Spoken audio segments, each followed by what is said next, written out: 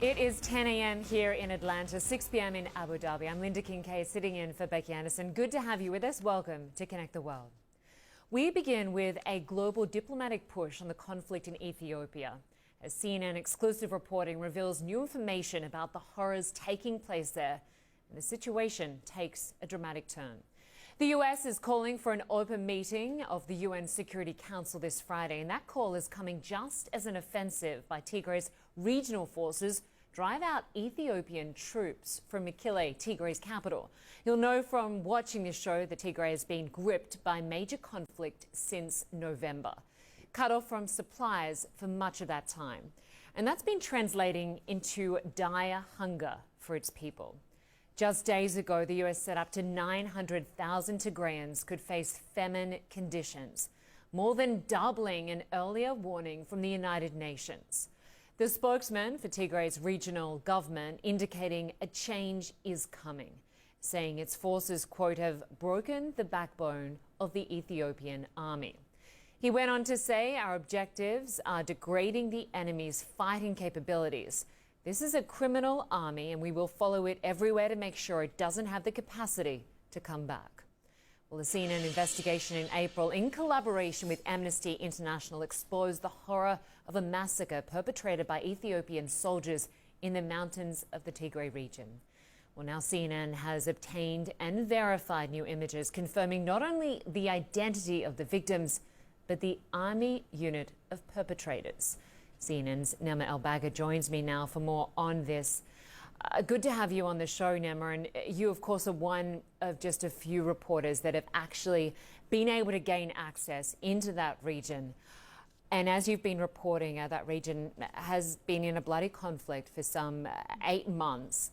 And now you have this information on the identity of the army unit responsible for some of the atrocities there.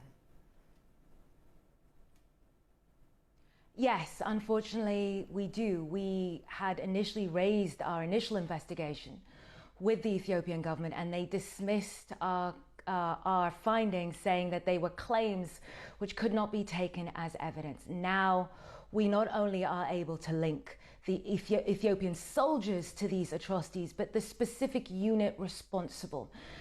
Take a look at this, Linda. One by one, they enter the church, carrying in sacks all that's left of loved ones executed by Ethiopian soldiers. Villagers risking their lives to retrieve these remains. But this is not just about closure. This is fresh evidence of a January massacre. Throughout the months-long conflict in its Tigray region, Ethiopia has promised to hold all who break the law accountable, but they haven't. We must warn you, what you're about to see and hear is horrifying. This is how many saw their loved ones for the first time. Some beheaded, others burned beyond recognition. For 6 months, families had been denied access to the execution site by Ethiopian soldiers. The remains tell a grim story, corroborating CNN's original investigation in collaboration with Amnesty International. This is the old footage of the massacre, first broadcast in April. We can't show you the moment of execution, but in the aftermath, this soldier tosses a jacket. Notice the black and grey colour scheme and the blood stain. Same jacket, same blood stain. The man who took this picture confirmed this jacket belonged to his brother, which he found at the massacre site. This video of bullet casings was also filmed at the site last week by family members and sent to CNN. We asked forensic experts to analyze the casings. They confirmed they were in line with bullets Ethiopian soldiers would use. The video also reveals the location, the same location as the execution site. Notice the distinctive ridge in this new footage and now in the footage shot by soldiers during the execution. We also verified the digital footprint. It's a match. Crucially, locals say they have collected 36 ID cards from the scene, but that 37 more people remain missing, indicating the massacre could have been much larger than previously suspected. They believe the desecration of the bodies was a deliberate attempt to destroy evidence in the aftermath of our investigation. And more video has emerged to shed light on the perpetrators.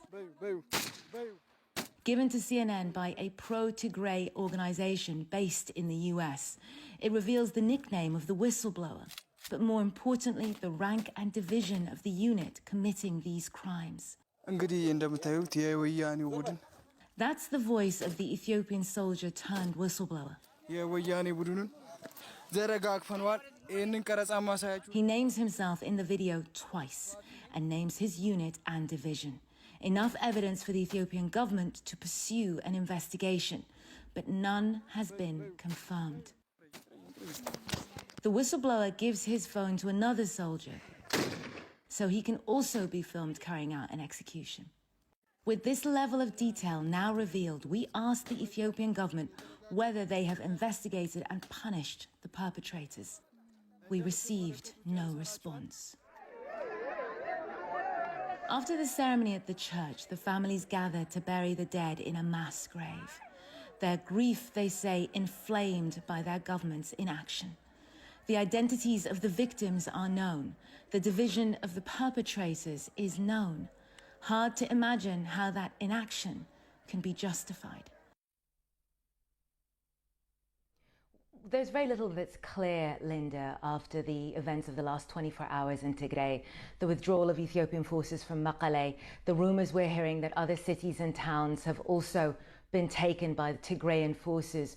But one of the things we still continue to hear from people outside of Tigray with regards to their loved ones inside the region who currently are under a communications blackout is that justice is absolutely integral to any moving forward, any resolution that doesn't contain some kind of retribution, some kind of punishment for the perpetrators of crimes like these will be acceptable to so many in the region and outside, Linda. Exactly. Justice is needed here. And of course, Nema, a ceasefire has been declared. What does that mean, and is it likely to hold?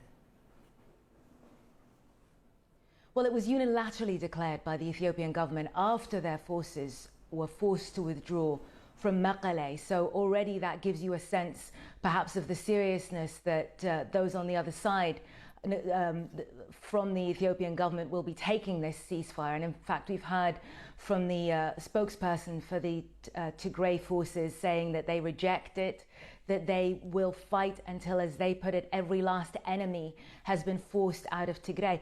Where it might change the calculus is with regards to the international community.